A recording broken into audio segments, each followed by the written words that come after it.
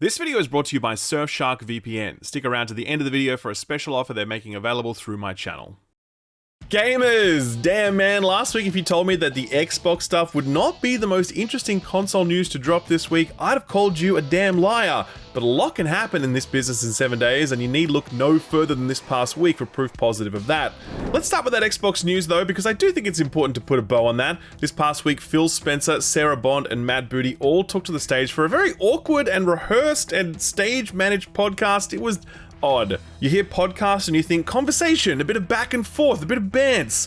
None of that to be found here. It was all business. It was all very specific, very carefully worded pronouncements dressed up as low-stakes chatter.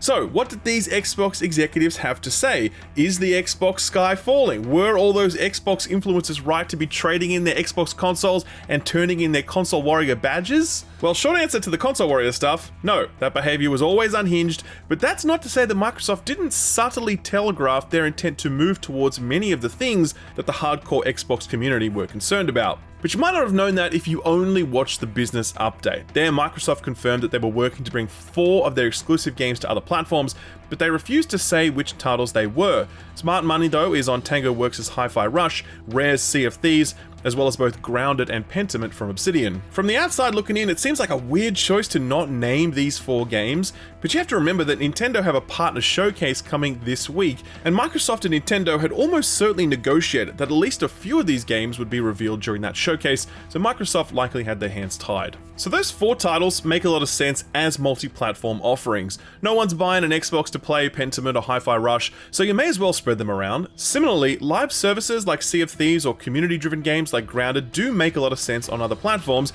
because you want there to be a big, healthy player base to keep these games alive. Bottom line though, these aren't system sellers, and so it's neither here nor there if they end up on competing console platforms. When asked about the likes of Indiana Jones and Starfield, Phil Spencer made clear that they were not among the 4 games that Microsoft is definitely bringing to other platforms, which is true, absolutely.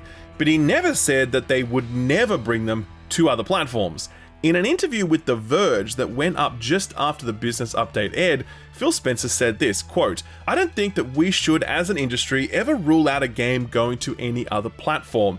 We're focused on these 4 games and learning from the experience. We don't have work going on other franchises, but for anybody to stand up and say something's never going to happen, I think it feels like creating more certainty in a world of gaming where you really want to respond to what customers want and what our players and creators are looking for," end quote. So that's Phil Spencer having a clear opportunity to declare that marquee Xbox exclusives will remain exclusive to Xbox, and he didn't do that. I really think that that answer to that question tells you more than anything actually said in the business update. I'll give you another one. In an interview with Stephen Totillo's Game File, which also went up after the update, Phil Spencer was asked about the success of Helldivers 2. Here's what he had to say, quote, "I will say, when I look at a game like Helldivers 2, and it's a great game, kudos to the team for shipping on PlayStation and PC, I'm not exactly sure who it helps in the industry by not being on Xbox. If you try to twist yourself to say, like, somehow that benefited somebody somewhere, but I get it. There's a legacy in console gaming that we're going to benefit by shipping games and not putting them on other places. We do the same thing. I will say shipping more games in more places and making them more accessible to more people is a good part of the gaming business," end quote. Now that response from Phil Spencer is wild. That is him complaining in no uncertain terms that Helldivers 2 is a PlayStation exclusive, saying that that doesn't help anyone. But my dude, you can say exactly the same thing about Halo or Gears of War, and Phil Spencer is smart enough to know that, which means that the only way you can interpret his comments is as a softening of the ground when Microsoft does eventually bring those franchises to other platforms. Notice how he also calls console exclusives a legacy thing, subtly positioning it as something old, maybe even a bit outdated, and he concludes by straight up saying that multi-platform releases are good for the industry, a statement that could apply to literally everything Microsoft puts out from this point on. That was one comment that Phil did also say in the business update, declaring that he expects platform exclusives will be less important for the industry going forward. And yeah, for the likes of Sony and Microsoft, he's probably right, as even Sony are looking to increase their presence on PC, a point we'll come back to later. So did this event dispel the notion that Microsoft were going multi-platform? No, absolutely not, but it was very clever in that it gave the impression that Microsoft was still committed to platform-defining exclusives without ever explicitly stating that, and while also stating a bunch of other stuff that made it very clear that that's just not the case. As ambiguous as all that stuff was, Microsoft were much clearer about a number of other announcements. For example, Activision Blizzard stuff is soon headed to Game Pass, and first cab off the rank is Diablo 4, which will arrive on March 24th for both PC and console. More interestingly, Microsoft did recommit themselves to the hardware business, making clear that they do plan to release a next-generation Xbox, and they want it to be the largest technical leap we've ever seen in terms of console hardware, a line that got plenty of people salivating, but I would remind you that the pitch of world's most powerful console has done little to help Microsoft this generation, and the best-selling console was actually a handheld that has only slightly more processing power than a refrigerator, and not even one of those fancy ones that dispenses ice. Beyond that, Phil Spencer did make a big commitment to backwards compatibility, which is actually a pretty big deal. As digital libraries grow and physical media becomes harder to get your hands on, people want to be able to access their libraries in perpetuity. It's been a historical strength of the Windows platform, and it's encouraging to see that Microsoft want to make it a core part of the Xbox sales pitch as well. So yeah, that was the business update, and more than anything else, I think it just confirmed what was rumored and what was long suspected. Xbox is going multi-platform. They're going to do it by degrees so it doesn't freak everybody out, but they've been doing it by degrees for years now with their PC strategy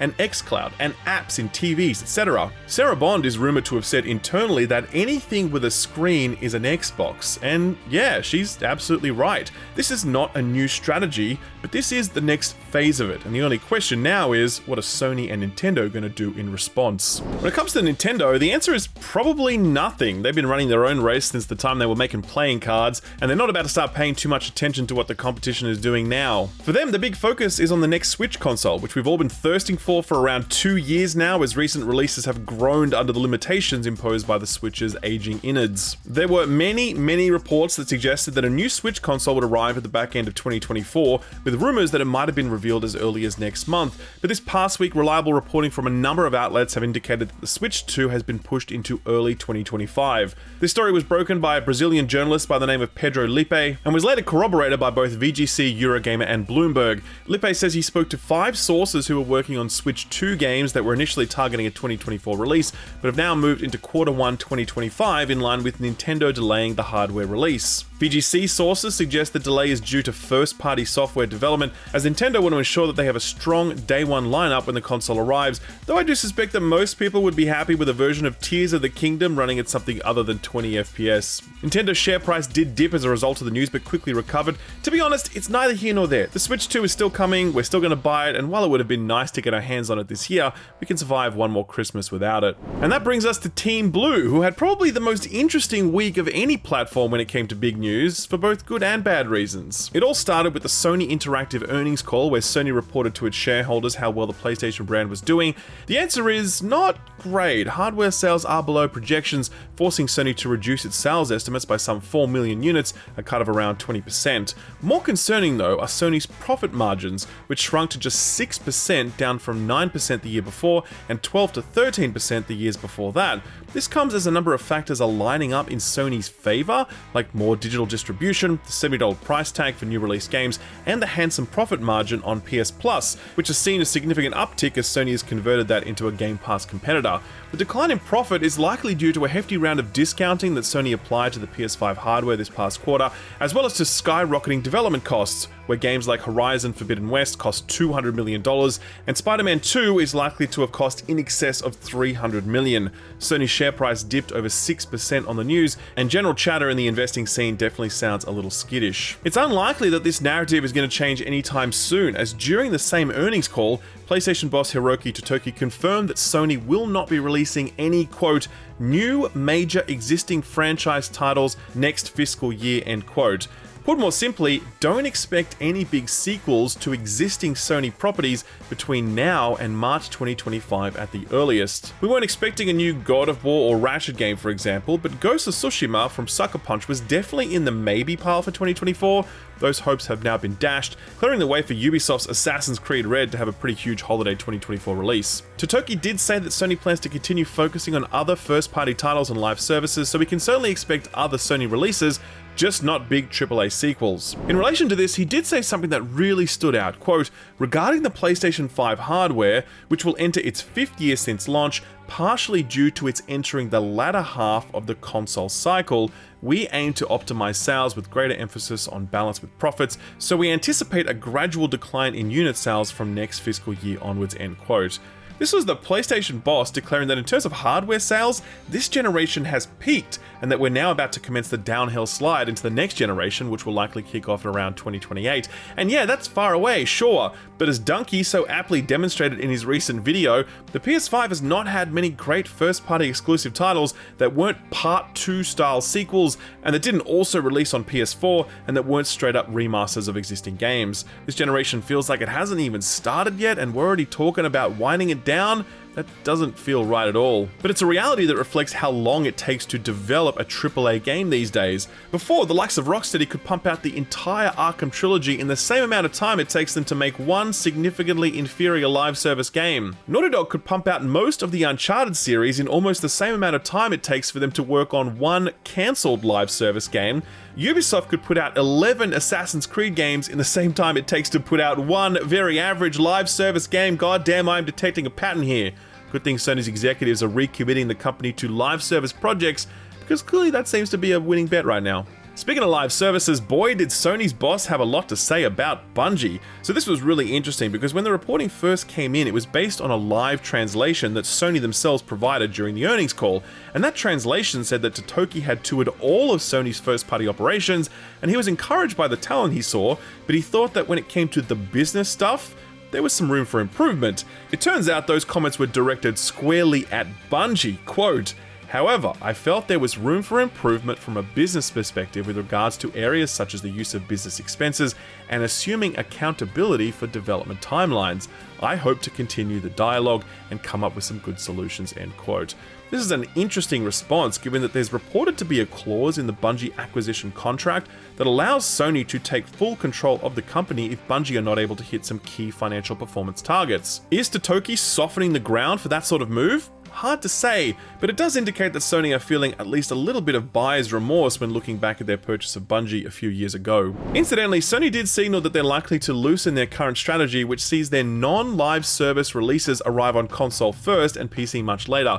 Totoki had this to say, quote, "In the past, we wanted to popularize consoles, and a first-party title's main purpose was to make the console popular.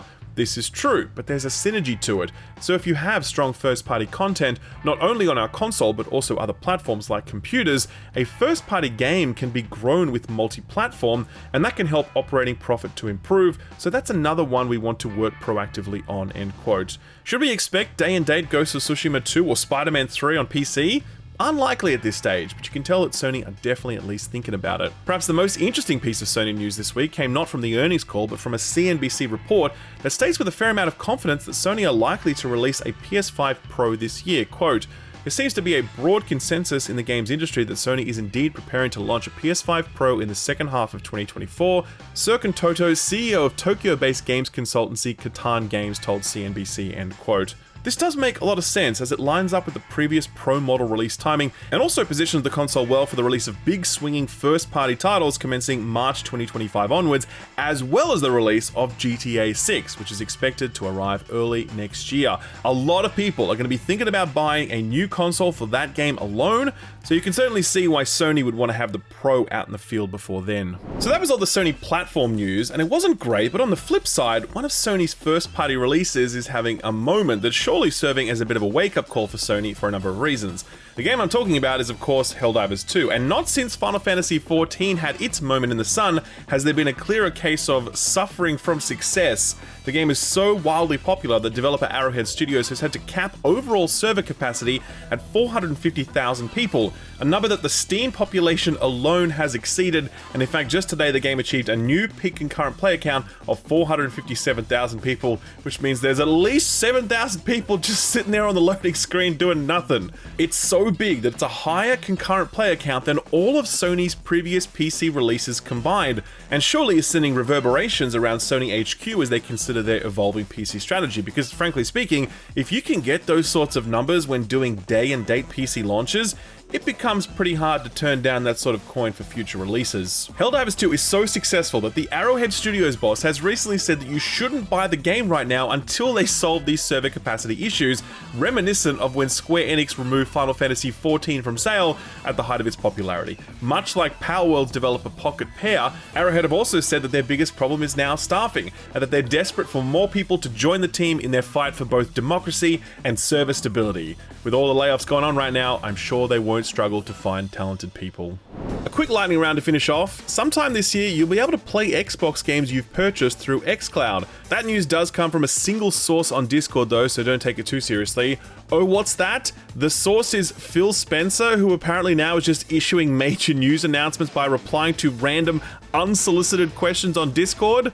God almighty, I don't think he realizes just what he has unleashed. Anyway, being able to play your entire online purchased Xbox library in the cloud is a pretty sweet benefit, and I do wonder if Sony would look to offer the same thing in the future. No point in wondering if Nintendo might go down this road, because that would involve them discovering the existence of the internet, which based on their current rate of technology adoption should be sometime around 2045. Bandai Namco have quietly cancelled 5 or more games in the past 12 months alone. In an earnings call, they cited declined profits, which makes sense because it's the year after Elden Ring's phenomenal success.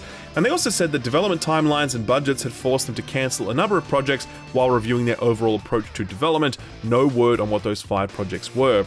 Speaking of Bandai and Elden Ring though, VGC is reporting that in March 2023, FromSoft acquired the Elden Ring trademark from Bandai Namco. That is unusual. Typically, publishers hold these rights in perpetuity, even when they're not doing anything with them, because they feel like they might one day be able to make a boatload of money from them. So you have to assume that FromSoft put the hard word on Bandai to wrest it free from their grasp. Still, it would have been kind of cool if Bandai said no and FromSoft were forced to release Elden Ring, brackets, Miyazaki's version. That was a Taylor Swift joke, by the way, and while she was watching her boyfriend win the sports ball super trophy thing, a bunch of nerds were gathered on the other side of Las Vegas for the annual DICE Awards. Spider-Man 2 had a rough night at the Game Awards, but it cleaned up at DICE, winning 6 awards, including Action Game of the Year, as well as awards for excellence in animation, character, original music composition, audio design, and technical achievement. Alan Wake 2 won Best Art Direction, Zelda won Best Adventure Game, Starfield won the award for Outstanding Achievement in the field of not winning any awards, and very predictably, Baldur's Gate 3 took home top honors, with Larian using their moment to decry the industry's focus on shareholders, saying, quote, "Building games that are actually fun is going to make you the most money. That's it," end quote. And that actually is it. Video game CEOs were seen backstage doing that Homelander meme soon after that speech concluded. Development work on Dead Cells will soon cease. That's after a full 6 years of free updates and paid DLC, cementing Dead Cells as an absolute classic in the roguelite genre. The studio co-founder, who had long since left the company, decried it as an asshole move. But that's a lot to do with the fact that he's not a fan of the current studio management and believes they should stick with Dead Cells for the longer run. The studio is of course working on a new game titled Windblown out this year, so it's highly likely the team is moving all of its resources onto this new project. Still, 6 years of post-launch updates, all of them excellent and all of them sold at a reasonable price. Sounds like a pretty good legacy to me. The Playdate has finally fulfilled all of its pre-orders. This thing was launched back in 2022 and only now has met demand. It shipped a total of 70,000 units, which is a fantastic result, and as of this update is now available to purchase in an additional 22 countries, including Malaysia, which is where the Playdate is actually made, but for some reason was not available for purchase. Some rapid-fire sales data if you're at all interested. Granblue Fantasy Relink has just crossed the 1 million units mark, a phenomenal result for a title that seemed to surprise everyone. Hasbro made $90 million from the success of Baldur's Gate 3, so you can bet they're going to be doubling down on the video game space. Spider-Man 2 was sold through 10 million units in 4 months, bringing the series to a total of 50 million units, which is just insane. Metro Exodus has now sold through 10 million units, and that's great news because that game rules. And speaking of excellent games, Alan Wake 2 has sold 1.3 million units, making it the fastest selling Remedy game ever. No word yet if this means a profit for Remedy, but I hope so, because Alan Wake 2 was truly remarkable and Remedy deserves all the money for it. And finally, the Dune Ornithopter has arrived in Microsoft Flight Simulator, and not only does it look cool, but they got legendary Xbox YouTuber Modded Controller 360 to do an ad for it. Oh, what's that? Xbox also made a modded Xbox controller to celebrate the movie that Timothée Chalamet is in? You might say that Chalamet's career has just gone 360. So what got announced or delayed this week? Well, What the Golf was a hit on Apple Arcade when it launched back in 2019. It eventually made its way to both the PC and the Switch, and on March 14th, it'll hit PS4 and 5. No word on an Xbox release yet. VR people, it's always slim pickings, so it's nice to bring you something interesting. This one's called The Pirate Queen, A Forgotten Legend, and it's an upcoming narrative-led adventure game based on a 19th century pirate called Cheng Shi. It will star Lucy Liu as the voice of the pirate, and as a fan of Kill Bill, Charlie's Angels, and Ally McBeal, I'm happy to see Lucy Liu working again. This one arrives on March 7th for the PC and Quest VR platforms. The new Avatar: The Last Airbender TV show drops this week on Netflix, but much later you can also expect an Avatar fighting game. It was announced this week by Maxim Entertainment and promises to be a competitive multiplayer fighting game. No other details other than it's expected to be 2D rather than a 3D brawler like the DBZ Budokai stuff. It does have a tentative early access release date penciled for 2025. Digital Extremes announced a while ago that Warframe was headed to mobile, and it is, or more specifically it was, since it's now out, but only on iOS. Android will no doubt come later, but there's no date for that yet. Do note that this does support full cross-save functionality, which is pretty damn awesome. Forever Skies is an excellent survival game with a lot of subnautic energy, except instead of being in water, you're floating above a toxic radiation cloud. This one launched in early access years ago before a very successful 1.0 release on PC last year. Now the game is headed to consoles, but on the PlayStation only, as Sony has just locked it up as an exclusive. There's no date yet, but it's arriving sometime this year. And finally, only one delay announcement this week, and it's for Earth Defense Force 6's Western release. It was meant to launch mid-year, but will now launch toward the back end of 2024. The developer saying they needed additional time to make final preparations for launch. Given that it's a tongue-in-cheek third-person shooter about an endless war against giant bugs, you've got to wonder if at least part of the delay is due to another game that released this past week. Speaking of which, what came out last week? Helldivers 2, baby, and by democracy has it taken the world by storm. We've already spoken about its server-melting success, and it's doing just as well with the critics. Reviews are still quickly rolling in, but at the time of writing, Helldivers 2 sat at a strong 83 on OpenCritic. Many of the reviews do seem to dock it at least a few points for its technical woes, but there's near unanimous agreement that Helldivers 2 overcomes these challenges to deliver a rare moment of sheer, unadulterated, friendly fire-fueled fun with a fire team. Yes, got that in one take. Eurogamer scored this one a 4 out of 5, saying, quote, "Despite the issues surrounding matchmaking, it's a wonderfully slapstick co-op experience. Unexpected and memorable events seem to occur in nearly every battle, and I already have a stock of ludicrous stories from my first week with the game," end quote. And PC Gamer were in a similar spot, scoring it an 86 and saying, quote, "Indeed, it's amazing just how often a Helldivers 2 sortie climaxes in screaming, skin-of-the-teeth heroics, and it remains exciting time after time because that Hollywood ending is never guaranteed," end quote. Good guy Shillup jumped on the grenades known as the Suicide Squad, Kill the Justice League, and Skull and Bones, leaving Austin to sip delicious Liberty while I trudge through the quadruple A morass, and they don't call it more ass for nothing. Point is, I didn't get to review Helldivers 2, Austin did, and he loved it. The review went up on the channel this week, and he strongly recommends it. Be sure to check out that review if you've missed it, because it is a good one. But yes, while Austin was out there mowing down waves of automatons with his minigun, I was chopping down trees with my pirate boat? Yes, Skull and Bones is a game that Ubisoft made over the span of 11 years, though it really feels like it could have come together in 2 to 3 years tops. I obviously reviewed this one, link below the like button. I really took my time with that review because I wanted to be clear that on its individual merits, Skull and Bones is not a terrible game. It's by no means good, but I do think it's okay in that you can have some fun with it if you're down for its very simplified and arcadey rendition of naval combat. The real problem with this game is its price, its cash shop, the fact that Black Flag already exists and does everything better, and the fact that Ubisoft's CEO Yves Guillemot tried to gaslight all of us and his shareholders by declaring it the world's first quadruple A game. Like, if you look at all those things, this game goes from being pretty lackluster to being offensively bad, and I very much tried to separate out those factors in my review because I did want to give the game an honest shake without also forgetting the context that makes this release a real low point for Ubisoft. I think other reviews broadly reflect this approach. It's sitting at a weak 60 on OpenCritic, with most outlets willing to recognize Skull and Bones for the handful of things it does well, while also commenting how much better this should have been. IGN scored it a 7, saying, quote, "Skull and Bones is a maritime RPG with a strong foundation, even if it feels like a live service first draft," end quote, while Press Start scored it a 6.5, saying, quote, "While its ship customization revels in aesthetic delights, little else here allows for the kind of pirate fantasy we've been waiting for since 2013. Despite Despite some early promises and admirable endgame ideas, Skull and Bones charts a fairly unremarkable course through its gorgeous empty ocean, end quote. With such a tepid reception at launch, it does remain to be seen if Ubi will stick with this one for the long haul, but they do have at least 4 seasons of content planned for this year alone, so it's too early to judge. For now, I'm just looking forward to the Jason Schreier expose on this game's cursed development cycle, because you gotta assume he's working on it. I'll let you know if and when that drops. Final release for the week was Mario vs. Donkey Kong, a puzzle game based on the one released back on the Game Boy Advance way back in the day. This is meant to be pretty good, but unlikely to knock your socks off. It's sitting at a strong 78 on OpenCritic. GameSub had a nice write-up for it, scoring at a 3 out of 5 and saying, quote, "It's not overtly ambitious and there's very safe choices in its approach, but Mario vs. Donkey Kong is still a lovely time and it provides relief in a storm of more complex and frustrating puzzlers. It's certainly a product of its era, but it works wonderfully well as a callback to simpler times," end quote. Our man Edmond also played it and he too enjoyed it, but with a few qualifications. Here's what he had to say, quote, "Given the spin-off series has been absent for a while, it will probably surprise people used to the mainline Mario canon, but it's very well suited to the pick up and put down nature of handheld devices. You still need to be in the right mood and frame of mind for its brand of puzzling though," end quote. So what's coming out this week? Well, it's a pretty massive week actually, probably the largest for all of February, which itself is looking like it may well be the largest month we can expect for the whole of 2024. Kicking things off is Nightingale, a new survival game from a bunch of former BioWare developers. I've been tracking this one since it was first announced, and I was really into the team's focus on bringing a unique story and setting to the table.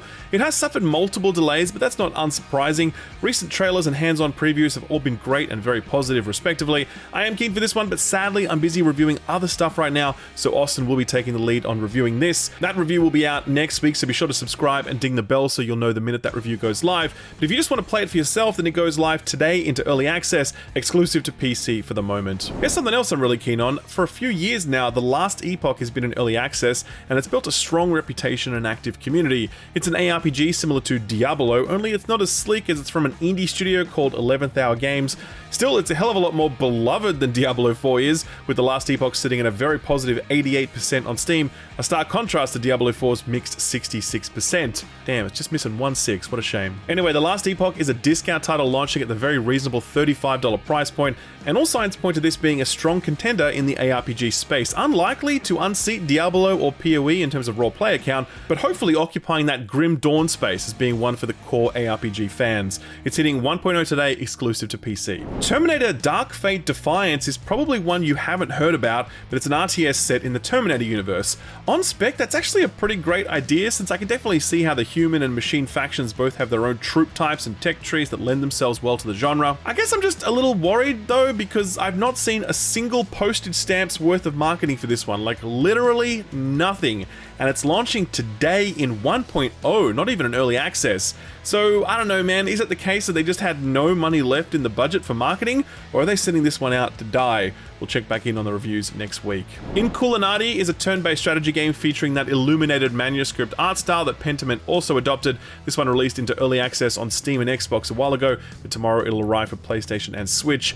Big week for survival games. The second of 3 big survival games releasing this week alone is Sons of the Forest, which arrives in 1.0 on the 23rd after a year in early access. To absolutely no one's surprise, people loved this one while it was in early access, and unless developer End Night Games really manages to mess things up, there's every reason to suspect that the 1.0 product will be even better. It's a survival horror spin on the survival genre, the original game going on to become one of the most celebrated in the genre. I have not played it before, and I will definitely circle back to this one when the craziness of February settles down.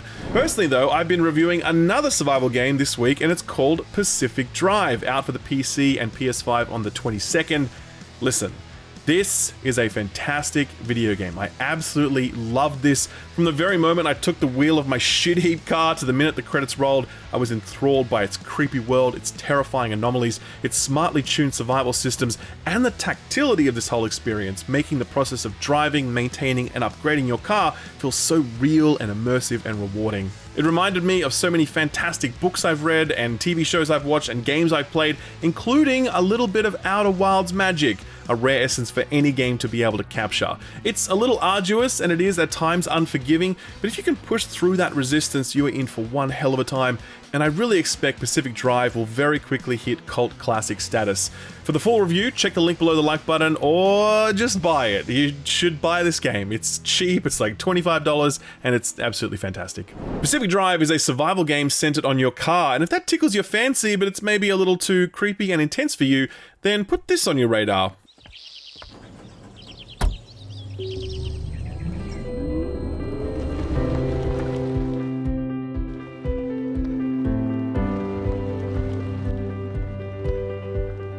Meet Outbound, announced just this week from Square Glade Games. In a funny twist of fate, it's announced in the same week as Pacific Drive's launch, because it's kind of the bright, sunny, utopian yin to Pacific Drive's dark, broody, dystopic yang. Outbound is a survival game, but instead of building a house or whatever, you're living in a combi van. You can fit it out with all manner of upgrade that will make life both easier and more pleasant, always with a focus on sustainable living, taking only what you need, recycling what you can, and powering your endeavors through various forms of renewable energy. It's got a very cheery aesthetic and it describes itself as a cozy game. This is not about staving off the threat of hunger, death, or things that go bump in the night. It's about relaxing times in your hippie van while you build a solar-powered blender that can make sustainably sourced green smoothies. If that sounds nice to you, then you can add this one to your wish list, and to do that, you can visit my Steam Curator page where I've profiled Outbound, as well as a whole bunch of other put this on your radar stuff I've recently covered. I'll leave a link to all of that below the like button. Sort of free stuff time now, and it's been a long time since I've seen a week this quiet. The only real shout is for Epic Games,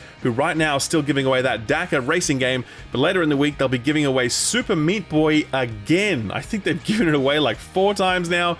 Other than that, not a lot. With such a dearth of sort of free stuff, I guess we're gonna have to buy our games this week. If you're shopping around for something interesting, then perhaps this week's feel-good story of the week might interest you. It's a good one because it takes us back to one of the best, worst, funniest, and saddest stories of 2023, the much-hyped but very, very short-lived The Day Before. Now, you don't need me to recount all the details of this one. I did so in a 45-minute video, which the algorithm seems to have blessed, so thank you very much, YouTube gods. We really thought we had seen the back of that game and the brothers fantastic that led its development, but a little while ago, the brothers posted on the official The Day Before Twitter account that the game was actually really good, and that it would have survived had it not been for unscrupulous YouTubers looking to cash in on the game. Ah yes, those damn YouTubers who accurately demonstrated why the game was a complete lie. Like a Scooby-Doo ending, the brothers would have got away with it if it weren't for those pesky YouTubers. Anyway, the tweet concluded by hinting/warning that their studio Fantastic wasn't done yet, saying that we should watch this space. Some days later, they deleted that tweet. But that is not the story. This past week, The Day Before actually reappeared on Steam. Or so we thought. The game was called The Day Before. It had the same key art and gameplay and screenshots and trailers and all of it. It was The Day Before, and it was back, baby. Only now it turns out that this one was even more of a scam than the original The Day Before was. This game was a renaming of a game already on Steam called Carrot the Cat, and whoever runs this thing put out a statement to say that they had partnered with an unnamed studio to bring The Day Before back. Given what the brothers Fantastic had teased earlier, it might have been possible that they were planning some sort of Morbius returns to cinemas guerrilla marketing thing, right? But no, it turns out that this game had absolutely no connection to The Day Before whatsoever, as confirmed by publisher Mytona, and the fact that Steam swiftly deleted the listing. It was literally just someone trying to cash in on this name, a case of a scammer trying to make more money off a failed scam. Gotta appreciate the hustle on that one. Alright, ladies and gents, as I was finalizing this show, word broke that FromSoft are about to air a new trailer for Elden Ring Shadow of the Erdtree. That'll be live 1 hour after this show drops, because of course it is. Of course that news drops immediately after our show hits the air, so I then need to wait another week to cover it. This is punishment for that Taylor Swift joke, isn't it, Miyazaki? Of course, that is in addition to the Nintendo Partner Showcase, which went live at the same time as this show, so you know it's pretty clear that we are cursed. But we're used to it by now, so we just keep on trucking. Thank you, as always, for stopping by, for your dose of week-old, reheated news. I always appreciate your time. Please do remember to drop the video a like and subscribe now to receive a limited edition pre-1 million subscribers subscription. When your boy Shill Up hits his milli, you can be like, I like Skill Up before it was cool. To be fair though, it's probably never going to be cool to like Skill Up, but that's okay. I'm used to that now too. What's that? I'm not crying. I just have something on my eye. Time to go. Bye. Don't you just hate it when some big TV show is premiering on a streaming service and you renew your subscription, log in, search around for it, only to then discover that it's not available in your region? Believe me, that is a pain that we in Australia know all too well, since a ridiculous amount of content is geo-blocked for us over here. It really sucks. Enter Surfshark VPN, the best means of sidestepping all of that geo-block nonsense, so you can watch whatever the hell you want, whenever the hell you damn please. In just a few simple clicks, Surfshark lets you connect to their global network of nodes, so in 1 minute you're in Sydney, and the very next you're in London, or you're in Delaware for some reason. Point is, Surfshark lets you enjoy TV, movies, and games without having to worry about geoblock, and depending on where you live, that is a pretty big deal. That's not all though. Surfshark VPN is also the best means of protecting your online data, your passwords, your IP addresses, your personal information. Surfshark VPN encrypts your online data, protecting you from identity thefts and hacks, and their clean web feature automatically blocks over 1 million known malicious websites, phishing methods, and other threats. They also offer additional tools for even more online security, like Surfshark Alert, which informs you when a breach has occurred that might impact you, or Surfshark Antivirus, giving you real-time protection as well as regularly scheduled scans. In 2024, we can't just trust every website we're shopping on to keep our data safe. We have to take our own steps to protect our data, otherwise these sorts of hacks and scams are inevitable. You can use Surfshark on multiple devices at once, which is something that almost no other VPN allows. It's available on pretty much every platform you can think of. It has 24/7 customer support, and it has a full 30-day money-back guarantee. Best of all, they're offering a special discount to viewers of this channel. Click the link below and use offer code SKILLUP to get an additional 3 months free. That's 3 additional free months of safe and secure internet browsing when you visit surfshark.deals/skillup and use offer code SKILLUP at checkout. Thanks Surfshark for sponsoring the video, and thank you for watching it.